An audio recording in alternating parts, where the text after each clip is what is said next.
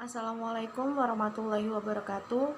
Kami dari kelompok 1 ingin mempresentasikan hasil dari diskusi kami, yaitu pengertian ruang lingkup dan manfaat filsafat pendidikan Islam. Yang pertama, pengertian filsafat. Secara harfiah, kata filsafat berasal dari bahasa Yunani, yaitu kata philos yang berarti cinta, dan kata sophia berarti kebijaksanaan. Dengan demikian, filsafat berarti cinta terhadap kebijaksanaan. Selain itu, terdapat pula teori lain yang menyatakan bahwa filsafat berasal dari bahasa Arab atau falsafat dan al-hikmah yang berarti kebijaksanaan. Orang yang mencintai atau mencari kebijaksanaan atau kebenaran disebut filsuf. Beberapa definisi filsafat dapat dikemukakan sebagai berikut. Filsafat adalah proses pencarian kebenaran dengan cara menelusuri hakikat dan sumber kebenaran secara sistematis, logis, kritis, dan rasional.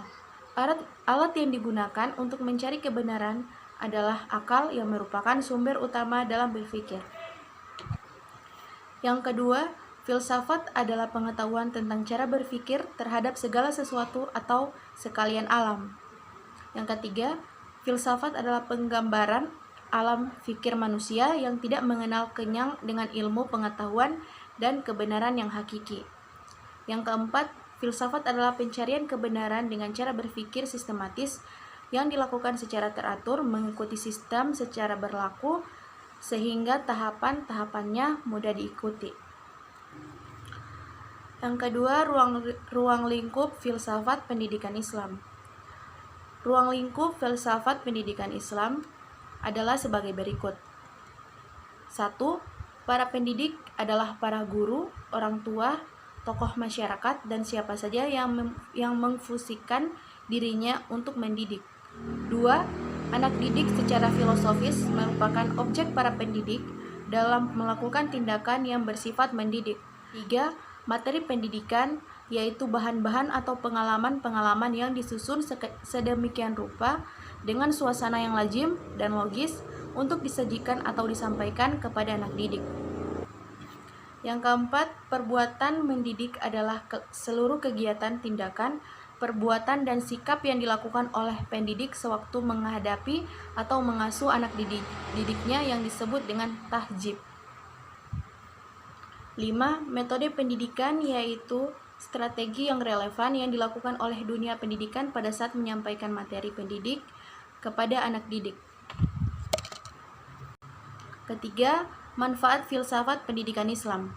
Filsafat pendidikan Islam menurut Profesor Muhammad Atiyah Abrosyi dalam kajiannya tentang pendidikan Islam telah menyimpulkan yang pertama, dapat membantu pembentukan akhlak yang mulia.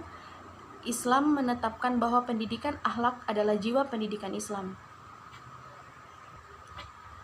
Yang kedua, berguna untuk persiapan kehidupan dunia dan kehidupan akhirat.